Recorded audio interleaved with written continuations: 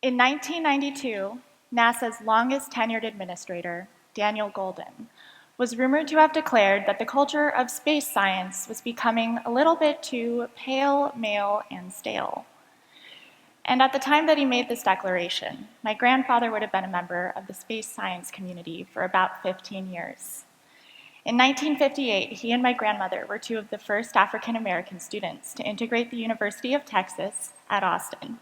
He studied engineering, and she studied microbiology, lightweights. There existed no template for what they set out to accomplish. There were no black scientists for them to look up to. There were no black faculty to help them. At the best of times, they had to prove their competence to professors and students who viewed them as fundamentally inferior. And at the worst of times, they had to think about their safety because there were factions that didn't want to see them at UT because they didn't want to see them alive. Humiliation was the name of the game. My grandfather applied to be a TA for a physics class his senior year and was informed by the professor that one of his jobs as a teacher's assistant, in addition to grading papers and holding office hours, was to clean his office. And this wasn't something that any of the other TAs were required to do. And my grandmother once confided in me that she went through every day wondering if today would be the day that the Negro student dorm was going to get firebombed as promised. UT at Austin's current president, Gregory Fenn-Bez, summed it up pretty well in an address to the first black class in 2016.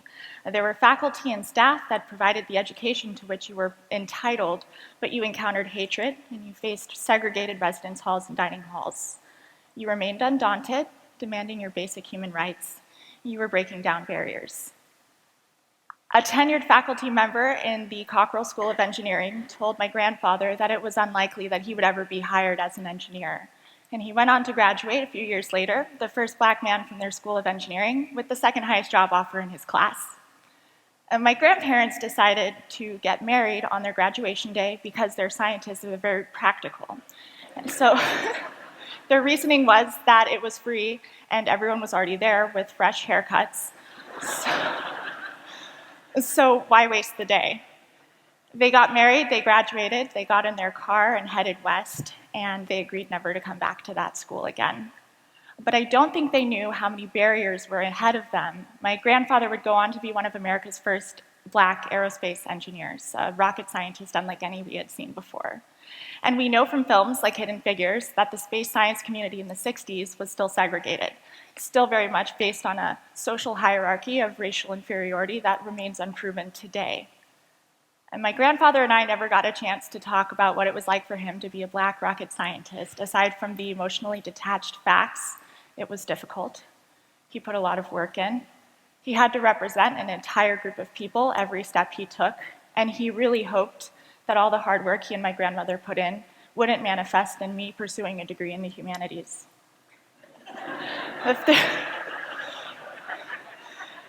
And I didn't. If there's one thing, though, that he did instill in me, it's a secret. People think that scientists are somehow smarter than average, that you have to be more brilliant. And actually, scientists are just people who are willing to put in more time and effort and hard work. And that hard work pays off when you get to be the hero who finds a cure to cancer or launches a rocket. If you hated math or science in high school, you're not alone. As a matter of fact, 1 in 3 Americans would actually rather clean a bathroom than solve an equation at any given time, according to the STEM advocacy think tank Change the Equation. And American students rank 26th out of 34 developed nations internationally on math and science test scores. Only 26% of high school seniors are considered proficient in math. Now, if you're like me and you think that standardized test scores don't tell the entire story of someone's aptitude, you might be concerned by the fact that fewer than 30% of all American scientists are women, and fewer than 10% of all American scientists are African American, Native American, or Latinx. My grandfather noticed that the majority of his coworkers were brought in from outside countries on work visas, and today this still remains the same phenomenon.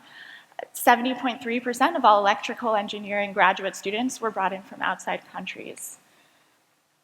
The most troubling thing about the fact that we hold this widespread phobia of math and science in the United States was a finding by Stanford Graduate School last year that found 84% of American middle schoolers to college students unable to distinguish real facts from fake news. And the problem that I see here is not in the inherent difficulty of math and science or an inherent difficulty in teaching it. It's a widespread phobia of math and science, and it reperpetuates itself culturally when parents say things to their kids like, I was never really that good at math and you don't really have to be either. So 3 years ago, I started an educational nonprofit with a program called Sparkle, and that stands for Science, Projects, Art, and Robotics for Kids to Learn Everywhere. And I asked other college scientists to write lessons with me on all of the things that we could have learned sooner.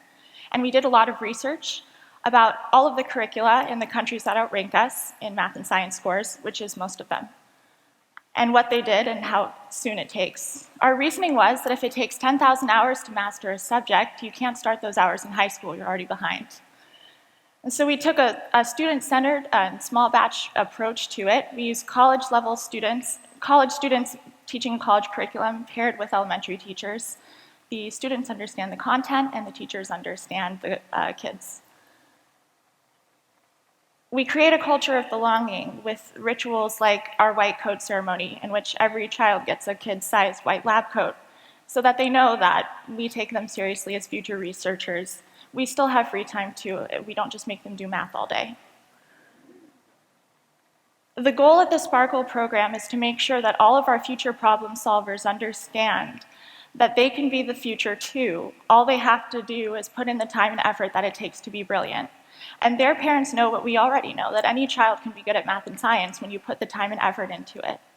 And I've worked at a lot of science camps that focus on child development over child education. And the problem that I have with that is that it puts too much of an emphasis on entertainment and not much of an emphasis on practice. And if a student can see that you're causing an explosion or making fire change colors, and they can explain to you what's happening but not why, there's very little difference between your science demo and a magic trick. Our goal at the Sparkle program isn't just to incite a spark with the kids and make sure that they're excited about math and science, because it's already very exciting. It's about giving them the hours of practice that it takes to have the skill set to not drop out by the time they actually get to the harder work. Now, when I started the program, my mentors in education were very supportive of it, but highly dubious that it could achieve its goals, because it wouldn't be developmentally appropriate to do the work that we do. For example, it wouldn't be developmentally appropriate for an 8-year-old to balance combustion equations. And now I can show them things like this. I didn't learn how to balance combustion equations until it was too late in high school. But it turns out that when you teach things step by step, students are able to do just fine with it. We do take a hands-on approach because we want the children to be engaged, and we take a student-led approach for the same reason. We never take more than 20 students at a time. Our goal is to reach and teach as many children as possible by translating our ethos to as many other people as possible, and that starts with understanding that math and science are not impossible to teach, they just need a new approach.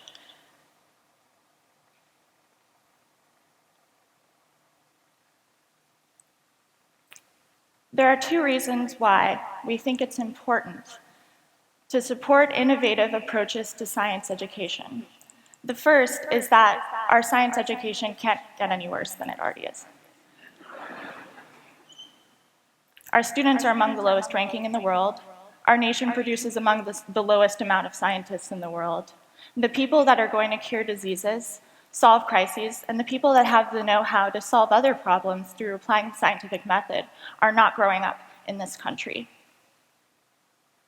The other reason why is because we know from the history of science and innovation that our greatest discoveries often come from underdogs.